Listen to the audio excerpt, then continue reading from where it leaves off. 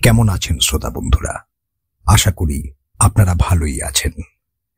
The story রিপাবলিকে আমি অনিকেত আপনাদের সঙ্গে। দ্য স্টোরি রিপাবলিকে আজকের গল্প মনীন্দ্র দত্তর লেখা নিঝুম রাতের মৃত্যুদূত। সন্ধ্যার আবছা অন্ধকারে বাড়িটার দিকে তাকিয়ে নির্ভয়ের গাটা ছমছম করে উঠল।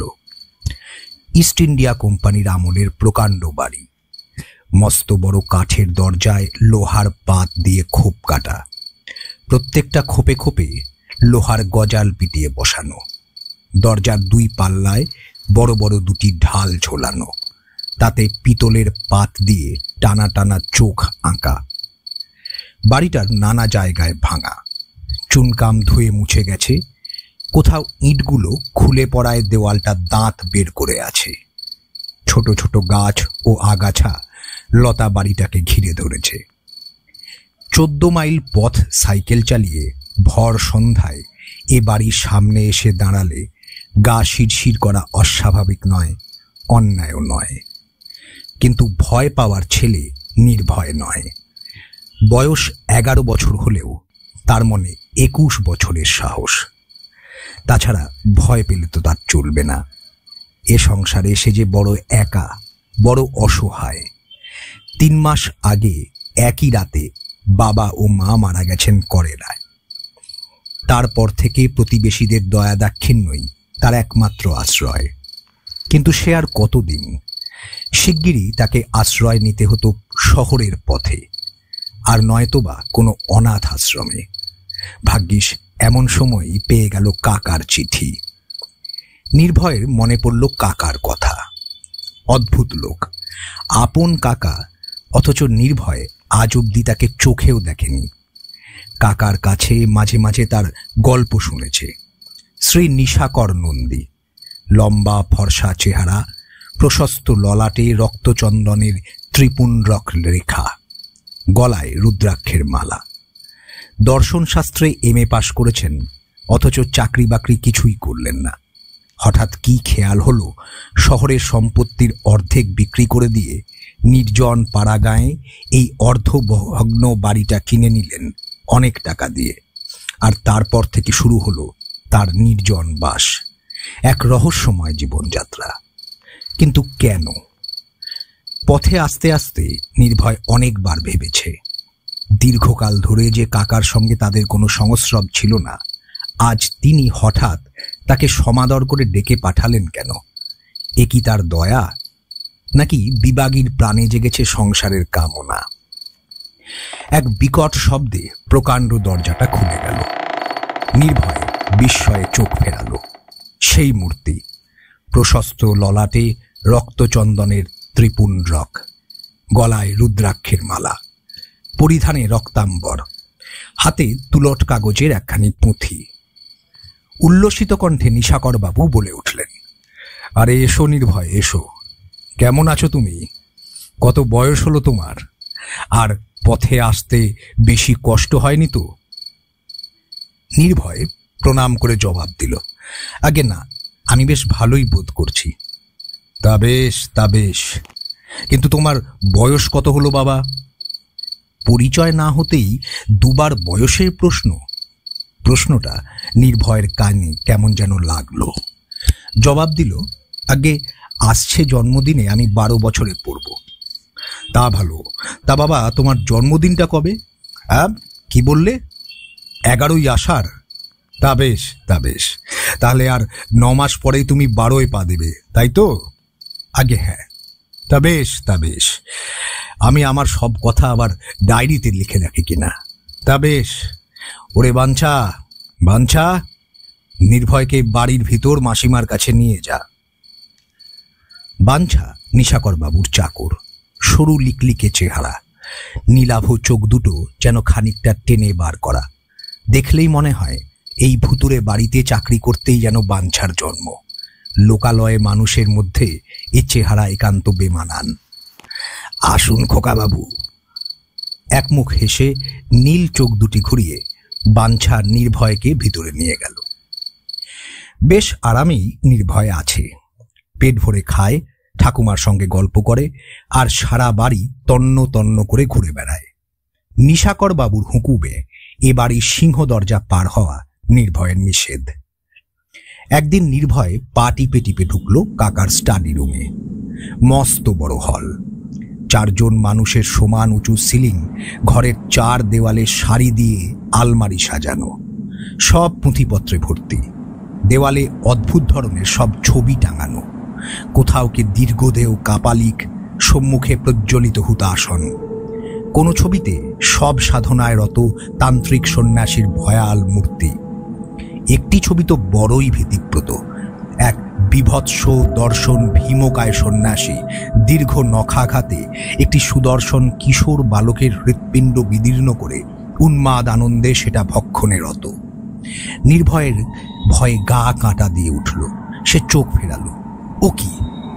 দেওয়ালে আরেকখানি ছবি। অজিন চর্মে আচ্ছাদিত টেবিলের সামনে বসে আছেন কাকা।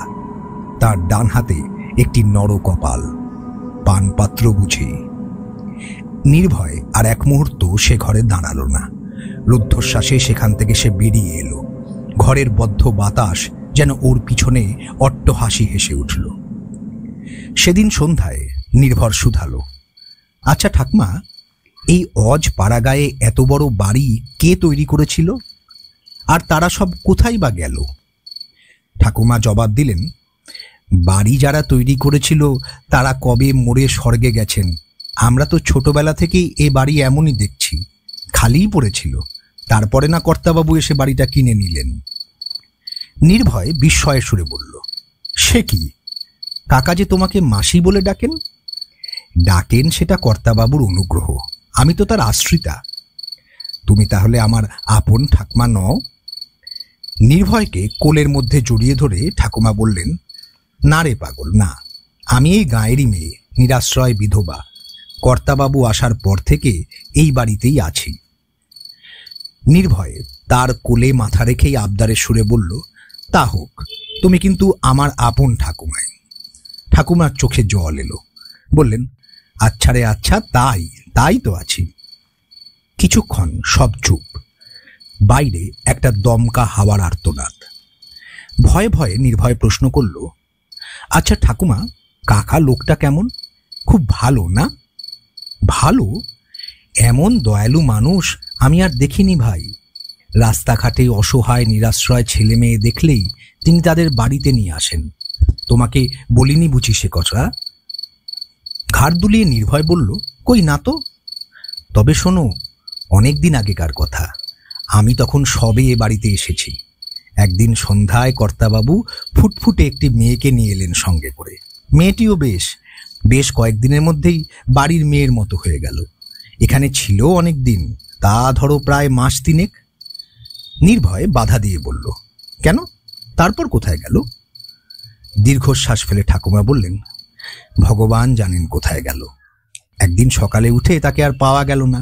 কর্তাবাবু আশেপাশে সমস্ত পুকুরে জাল ফেলালেন, এদিকে ওদিকে লোক পাঠালেন, কিন্তু সে মেয়ের কোনো খোঁজই পাওয়া গেল না। ঠাকুরমা চুপ করলেন। নির্ভয় কৌতূহলী চোখ মেলে নীরবে তাকিয়ে রইল। ঠাকুমা আবার বলতে শুরু করলেন, আর একদিন এলো একটা ছেলে, বিদেশিয়া তার নাম, হাতে একটি একতারা। কর্তাবাবু আগ্রহ করে তাকে বাড়ির ভিতরে আনলেন। কত প্রশ্ন করলেন, বয়স কত, বাড়ি কোথায়, কে কে আছে, কিন্তু বিদেশিয়াও একদিন উধাও হয়ে গেল। নির্ভয় প্রশ্ন করল, বলো কি? ঠাকুমার 2 চোখে জল।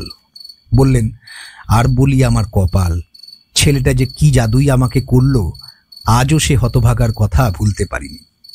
বিদেশিয়া কি আর কখনো আসেনি? না, তার সাথের একতারাটাও নিয়ে গেল না। কোথায় সেটা? আমার ঘরে মাথার কাছে টাঙিয়ে রেখেছি, আমি নিয়ে আসি। এই বলে এক দৌড়ে গিয়ে নির্ভয় একতারাটা নিয়ে এলো, কিন্তু তার তার ছেঁড়া। নির্ভয় অনেক চেষ্টা করল, কিছুতেই সেই একতারা আর বাজল না। রাত্রে নির্ভয় স্বপ্ন দেখল, আশ্চর্য স্বপ্ন। শোবার ঘরের সামনের টানা বারান্দাটা যেখানে শেষ হয়েছে, সেখানে একটা কুঠুরি আছে। কুঠুরির দরজায় তালা লাগানো। দরজার মাথার দিকটায় একসময় রঙিন কাঁচ লাগানো ছিল, এখন সেসব ভেঙে গেছে। নির্ভয় স্বপ্নে দেখল কাঁচ ভাঙা পথে জ্যোৎস্না পড়েছে সেই কুঠুরিতে।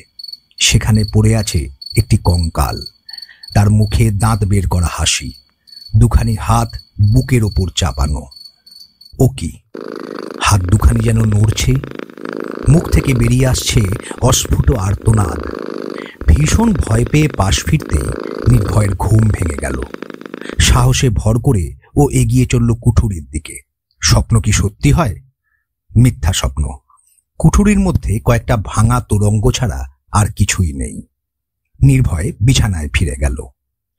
সকালে ঘুম থেকে উঠেই নির্ভয় ঠাকুমা ও কাকাকে বলল রাতের স্বপ্নের কথা। ঠাকুমা অজ্ঞাত বিপদের আশঙ্কায় আতঙ্কিত হয়ে উঠলেন। কাকার চোখ দুটো কৌতূহলে তীক্ষ্ণ হয়ে উঠল।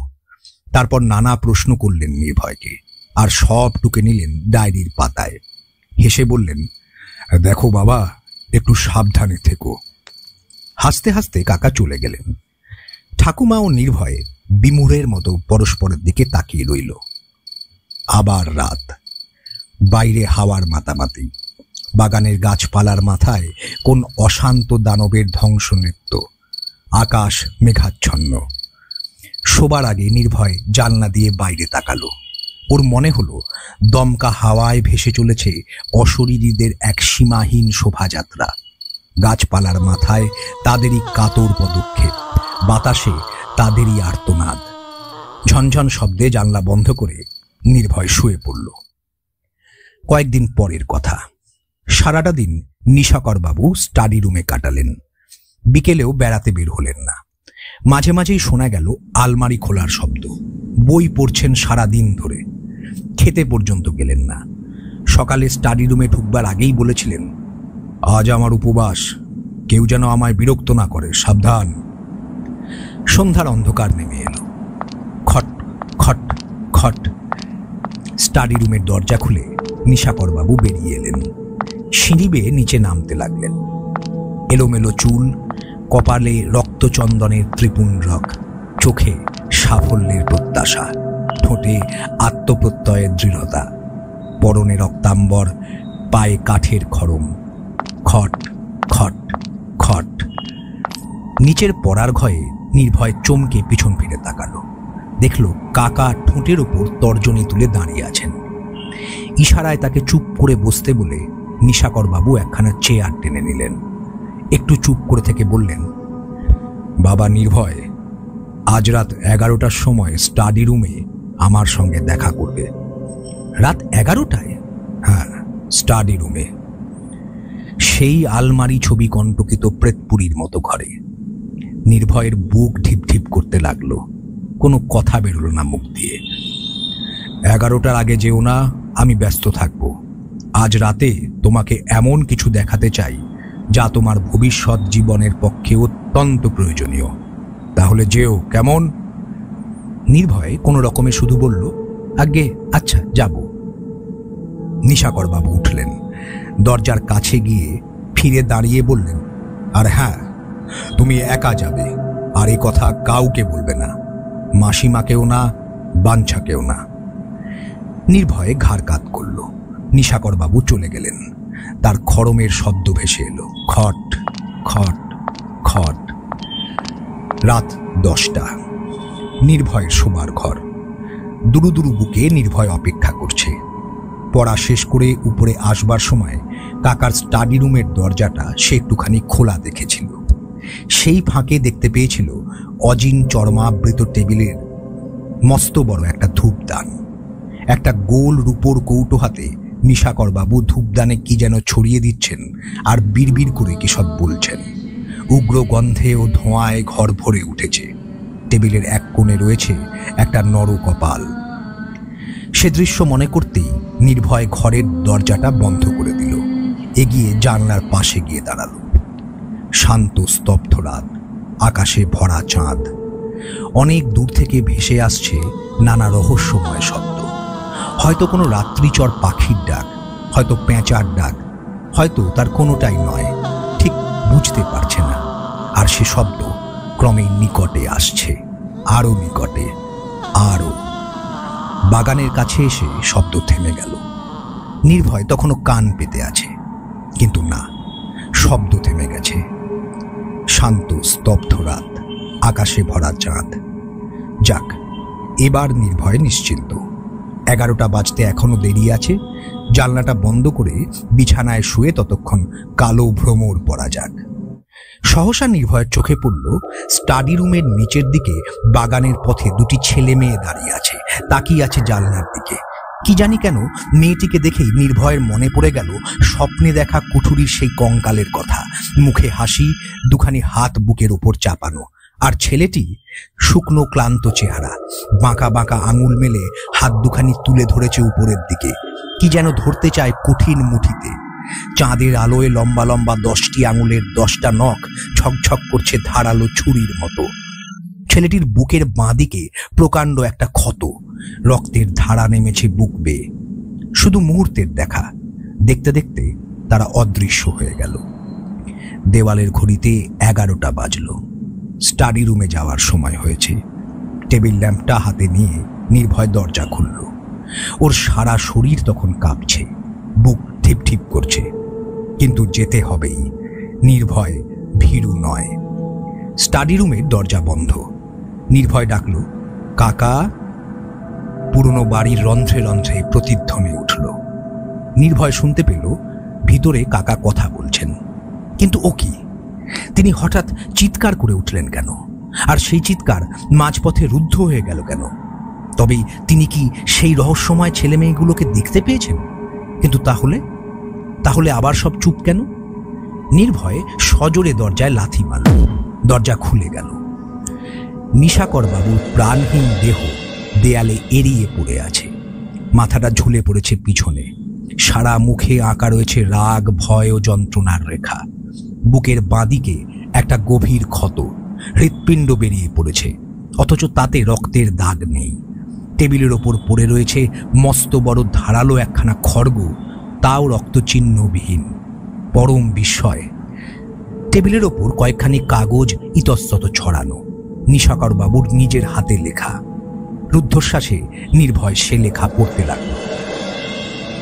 আমাদের আধুনিক সভ্যতার চোখে বর্বরতা বলিয়া বিবেচিত হইলেও এমন কতকগুলি সাধন মার্গ আছে, যাহার সাহায্যে মানুষের অন্তর্নিহিত শক্তির চরম সমৃদ্ধি সাধন করা সম্ভব বলিয়া এক শ্রেণীর প্রাচীন সাধকেরা বিশ্বাস করিতেন।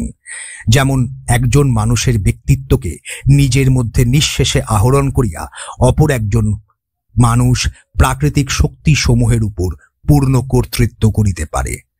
তান্ত্রিক সন্ন্যাসী ত্রিশূলাচার্য বলেন, একটি নিহত বালকের আত্মার সাহায্যে তিনি বাতাসে উড়িতে পারিতেন, অদৃশ্য হইতে পারিতেন এবং ইচ্ছামতো যে কোনো রূপ ধারণ করিতে পারিতেন। কাপালিক চণ্ডপিশাচ সবিস্তারে লিখিয়া গিয়াছেন যে 21 বর্ষের কম বয়স্ক 3 বা ততোধিক মানুষের শক্তি আহরণ করিয়া তিনি উপরিউক্ত শুভ ফল লাভ করিয়াছেন। এই সমস্ত তথ্যের সত্যতা প্রমাণ করিতেই আমি জীবনের গত 20 বৎসর অতিবাহিত করিয়াছি। কিন্তু আমার পরীক্ষা কার্য চালাইবার জন্য আমি শুধু সেই সব মানুষকেই বাছিয়া লইয়াছি যাহাদের মৃত্যুতে সমাজের বিশেষ কোনো ক্ষতি হইবে না। আমার প্রথম শিকার হইল একটি জিপসি বালিকা। তারপর পাইলাম একটি পশ্চিমা বালককে, নাম বিদেশিয়া। আমার শেষ শিকার শুনিয়া আপনারা রোমাঞ্চিত হইবেন না, আমার আপন ভ্রাতুষ্পুত্র। অদ্যরাত্রি 11টায় তাহার আত্মদান ক্ষণ। জীবিত মানুষের হৃৎপিণ্ড উৎপাটিত করিয়া তাহা ভস্মে পরিণত করা এবং কারণের সঙ্গে মিশ্রিত করিয়া এক নিঃশ্বাসে তাহা পান করাই অপর মানুষের শক্তি আহরণের শ্রেষ্ঠ পন্থা। অবশ্যই সব গতায়ুদের আত্মা, সাধারণ মানুষ যাকে ভূত বলে, প্রতিহিংসা সাধনের নিমিত্ত কিছু কিছু বিঘ্ন বিপদ ঘটাইতে প্রয়াসী হইবে। কিন্তু প্রকৃত দার্শনিকরা এইসব সূক্ষ্ম পরীক্ষা কার্যে একমাত্র তাহাদেরই অধিকার, তাহাতে বিন্দুমাত্র বিচলিত হইবেন না। আজ আমি শুধু এই কথাই ভাবিতেছি যে আমার পরীক্ষা কার্য সফল হইলে আমি সেই শক্তি অর্জন করিব, আর তাহার ফলে আমি হইব এক অতিমানব, হইব মৃত্যুঞ্জয়। পরদিন পুলিশ এলো, তদন্ত হলো। অনেক জেরা জবরদস্তির পর নিশাকর বাবুর দেহ মর্গে পাঠানো হলো। করোনারের বিচারে রায় হলো স্টাডি রুমের জানলা খোলা ছিল, সুতরাং গভীর রাতে বন্য বিড়ালের হিংস্র নখরাঘাতেই শ্রী নিশাকর নন্দীর মৃত্যু হয়েছে। কিন্তু একমাত্র নির্ভয় জানে এই মৃত্যু রহস্যের অন্তরালে রয়েছে তারা, নিঝুম রাতে যারা দূর প্রান্তর পার হয়ে আসে নিঃশব্দ চরণে, যাদের কণ্ঠে ধ্বনিত হয় রাত্রিচর পাখির বিকট স্বর, চাঁদের আলোয় যাদের শীর্ণ দীর্ঘ আঙুলগুলো ধারালো ছুরির মতো ঝকঝক করে। গল্পটি এখানেই শেষ হলো। দ্য স্টোরি রিপাবলিক চ্যানেলটিকে অবশ্যই সাবস্ক্রাইব করবেন। ধন্যবাদ।